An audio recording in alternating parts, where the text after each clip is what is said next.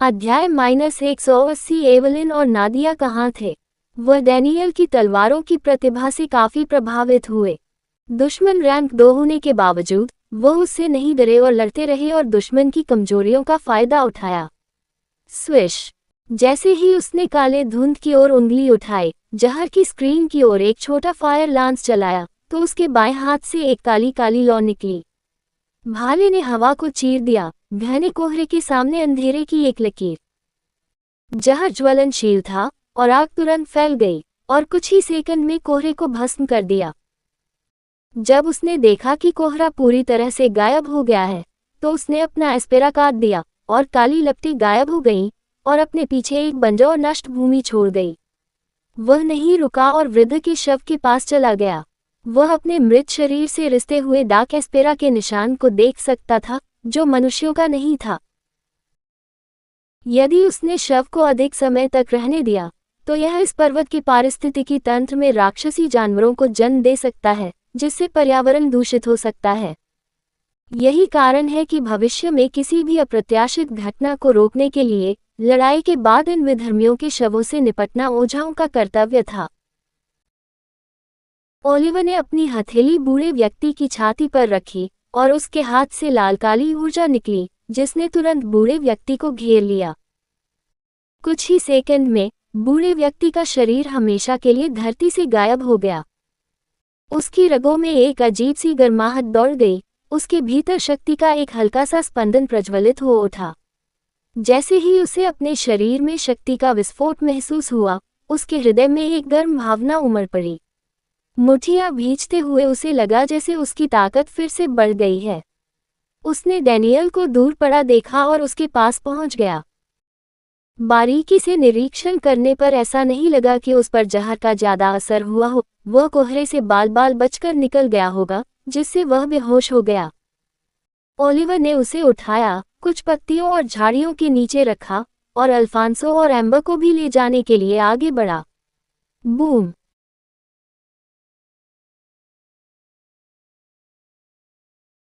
जैसे ही वह उन्हें निपटा रहा था, उसने विपरीत दिशा से एक जोरदार धमाके की आवाज सुनी। वह तुरंत आवाज की दिशा में चला गया। दूर उसे एक और भयानक दृश्य दिखाई दिया। एवलिन और नादिया दोनों घुटने टेके हुए थे और खून बह रहा था, और उनके सामने एक मोटा आदमी था जिसके पूरे चेहरे पर लाल धब्बे थे। वह घृणित और भयावह लग रहा था। उस आदमी की आंखें द्वेष से चमक उठी। उसकी मुड़ी हुई मुस्कान से पीले दांतों का एक समूह दिखाई दे रहा था। वह आदमी नंगे हाथ था और उसके चेहरे पर बदसूरत भाव थे। ओलिवर ने देखा कि उस आदमी की भुजाएं जल गई थीं और उसके पैरों में बर्फ चुभ रही थी। तो वे यहाँ थे। वह सोच रहा था कि वे कहाँ गए थे और उन्हें इतना समय क्यों लगा, और यहाँ वे तीसरे विधर्मी से उलझ रहे थे। ओलिवर ने अपनी भौहें सिकोड़ लीं। उस हट्टे कट्टे आदमी की आभा बहुत शक्तिशाली थी, और जब वह चलता था तो उसके चारों ओर जानलेवा इरादा भर जाता था। एक सेकंड में वह आदमी अपनी जगह से गायब हो गया और एवलिन के पीछे फिर से प्रकट हो गया। उसकी मुट्ठी उसकी पीठ से जुड़ गई और वह दर्द से चिल्ला रही थी। ओलिवर ने इंतजार नहीं किया और उनके स्थान पर बंद हो गया। नीचे कूदते ही उसके हाथ में एक और तलवार आ गई। नल थपकी की आवाज सुनते ही वह हट्टा कट्टा आदमी पीछे मुड़ा। उसने ओलिवर को तलवार लेकर खड़ा देखा। ओलिवर! एवलिन की आंखें चौड़ी हो गईं। वह पछताए बिना नहीं रह सकी। न केवल उसे इस विधर्मी ने रोका था और वह लगभग हार रही थी, बल्कि चूंकि वह यहाँ अकेला आया था, तो क्या इसका मतलब ये था कि महिला के साथ व्यवहार किया गया था? वह केवल अपने संदेहों को अपने मन में दबा सकती थी और उस आदमी पर ध्यान केंद्रित कर सकती थी। ओलिवर, सावधान! इस आदमी के पास अप्राकृतिक ताकत है। पीछे रहो और दूर से हमला करो, उसे करीब से उलझाना बहुत जोखिम भरा होगा। उसने चेतावनी दी। ओलिवर, जिसने उसकी बात सुनी, ने सिर हिलाया। उन्हें पहले से ही इतनी उम्मीद थी। जब उन्होंने उस मोटे आदमी को स्कैन करने के लिए अपनी विशेष आंखों का इस्तेमाल किया, तो उन्होंने पाया कि उस आदमी की एस्पेरा अन्य 2 विधर्मियों की तुलना में बहुत कम थी। ये संभव है कि वह एक शारीरिक ओझा भी था, लेकिन उसने अपने एस्पेरा को प्रशिक्षित करने पर ध्यान केंद्रित नहीं किया, केवल अपनी पार्श्विक शक्ति पर ध्यान केंद्रित किया। यह उस आदमी के उभरे हुए शरीर के साथ साथ उसे उसकी ताकत का एहसास कराने के लिए काफी था। हटे कट्टे आदमी ने अपनी भौहें सिकोड़कर कहा, जब हम अंदर आए थे तो लगता था कि आप में से 6 घिनौने ओझा होंगे। अब आप में से 3 यहाँ हैं, लेकिन वे 2 लोग कहाँ हैं जो मेरे साथ आए थे? उन्हें तो खत्म हो जाना चाहिए था जब तक मैं सो रहा था। उसकी बातें सुनकर ओलिवर की भौहें तन गईं क्योंकि उसे याद आया कि एम्बर ने जाल बिछाया था। ऐसा लग रहा था जैसे वह आदमी व्यूह रचना में फंसा हुआ था और सो रहा था। ओलिवर ने एक हाथ अपनी पीठ के पीछे रखा और उस विशाल व्यक्ति की ओर देखा। उन्होंने कहा, यदि आप अपने 2 विधर्मी साथियों की तलाश कर रहे हैं तो आपको ऐसा नहीं करना चाहिए। उन्हें पहले ही भगाया जा चुका है और आप अगले हैं। उस आदमी का चेहरा काला पड़ गया। खबर सुनकर उसकी मुठियां भिंच गईं। अपने सामने बच्चे की बातें सुनकर उस आदमी की आंखें सिकुड़ गईं। उसे उसकी बातों पर संदेह नहीं था, वे कहीं दिखाई नहीं दे रहे थे और वह उनका पता लगाने में भी असमर्थ था। क्या वास्तव में इन ओझाओं ने उनका भूत प्रेत दूर किया था? उसके सिर से धुआं उठने लगा क्योंकि उसका चेहरा पहले से भी ज्यादा लाल हो गया था। वह उस वक्त बेहद गुस्से में दिख रहे थे। इसी तरह भौंकते रहो और हो सकता है कि तुम्हारा चेहरा इसी तरह अटक जाए। हालांकि मुझे संदेह है कि कोई भी अंतर नोटिस करेगा, ओलिवर ने शांति से कहा, लेकिन उसके शब्द उस मोटे आदमी के कानों को बेहद उत्तेजक लगे। एक बैल की तरह उसने किसी भी चीज की परवाह न करते हुए सीधे ओलिवर पर धावा बोल दिया।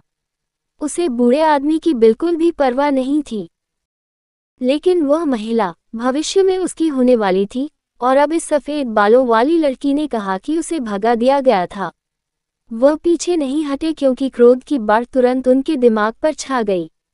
ओलिवर ने एक गहरी सांस ली, ये देखकर कि आदमी ठीक उसी पर हमला कर रहा था। अगर आदमी उसे मारता तो उसके शरीर की न जाने कितनी हड्डियां टूट जाती, उसे भी नहीं पता था। हालांकि उसका उससे सीधे मुकाबला करने का कोई इरादा नहीं था। क्या गलत है? वे सभी मांसपेशियां आपको धीमा कर रही हैं, या क्या आपका वजन इतना भारी है कि आप टिके नहीं रह सकते? ओलिवर ने हंसते हुए हमलावर बैल को और भी अधिक उकसाया, जबकि वह खुद एवलिन और नादिया से दूर और दूर तक दौड़ा और उस आदमी को सीमा से बाहर खींच लिया। अपनी चपलता के कारण उन्हें उनके बीच न्यूनतम दूरी बनाए रखने में अधिक समस्या का सामना नहीं करना पड़ा। पीछे मुड़कर देखने पर जब उसने एक हटे कट्टे आदमी को अंदर आते देखा तो वह लगभग शाप देने लगा। लानत है, अपनी स्तर 5 की ताकत के साथ भी वह टिक नहीं सका। क्या ये रैंक 1 और रैंक 2 ओझा की ताकत के बीच वास्तविक अंतर था? ओलिवर को संदेह हुआ। ये विधर्मी सिर्फ मददगार थे, वे आंशिक रैंक थे, सच्चे रैंक ओझा नहीं। दोनों के बीच की शक्ति अतुलनीय थी। केवल इसी कारण वह अपने से उच्च पद के 2 विधर्मियों को थोड़े प्रयास से भगाने में सफल हो सका। अन्यथा यदि विधर्मियों ने वास्तव में ओझाओं जैसे सच्चे पद की शक्ति हासिल करना शुरू कर दिया तो क्या राक्षस आसानी से मानवता को बहुत अधिक नुकसान नहीं पहुंचाएंगे?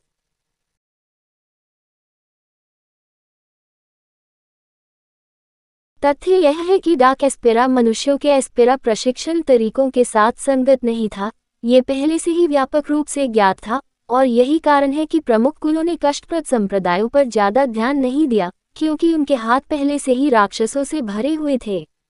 तुम उस पर हाथ रखने के लिए मर चुके हो। वह आदमी उसके पीछे दहाड़ता हुआ उसके कानों में कंपन पैदा कर रहा था। वह उसकी है, उस औरत। ओलिवर ने महिला के बारे में सोचा। उसने उसे भूत प्रेत से मुक्त नहीं किया था, उससे पहले बूढ़े व्यक्ति ने उसे रोका था, इसलिए उसे नहीं पता था कि महिला कहाँ गई थी। उसकी मानसिक स्थिति को देखते हुए ओलिवर को इस बात की चिंता नहीं थी कि वह बाद में उसके लिए और अधिक परेशानी पैदा करेगी। वह इन सभी विधर्मियों से निपटने के बाद उसे खोज सकता था। वह महिला, मैंने स्वयं ही उसका भूत प्रेत दूर किया है। आपको उसका चेहरा देखना चाहिए था, अपने प्रतिशोध की भीख मांगते हुए, लेकिन तब तक बहुत देर हो चुकी थी। ओलिवर वास्तव में उन दोनों के बीच वास्तविक संबंध को नहीं जानता था, लेकिन चूंकि उस आदमी ने कहा कि वह उसकी महिला थी, उसने मान लिया कि वे प्रेमिया कुछ और थे। मेरा सामना करो, तुम हृदयहीन काया हो, वह आदमी पीछे से चिल्लाया। जब उसने उसकी बातें सुनी तो वह और भी क्रोधित हो गया। क्या इसका मतलब यह है कि वह भी उसके लिए वही भावनाएं रखती थी जो उसने उसके लिए रखी थी? यदि हाँ, तो वह पहले हमेशा उससे क्यों बचती थी? उसका उग्र मस्तिष्क समझ नहीं सका, लेकिन चूंकि उसने अपने मन में उसे अपनी स्त्री के रूप में चिन्हित कर लिया था, इसलिए वह उपस्थित सभी लोगों का वध कर देगा। वह अपने आगे चल रहे लड़के को उसकी स्त्री को चोट पहुंचाने के लिए अब तक की सबसे क्रूर और दर्दनाक मौत देगा। हालांकि जैसे ही वह ओलिवर का पीछा कर रहा था, उसने देखा कि बच्चा अचानक उसके सामने रुक गया। वह रुका नहीं और तेजी से आगे बढ़ गया, सीधे ओलिवर की ओर बढ़ गया, उसे नष्ट करने का इरादा किया। उसके चेहरे पर एक शिकारी मुस्कुराहट फैल गई, उसे एहसास हुआ कि जीत करीब थी। कहानी खत्म। अलविदा।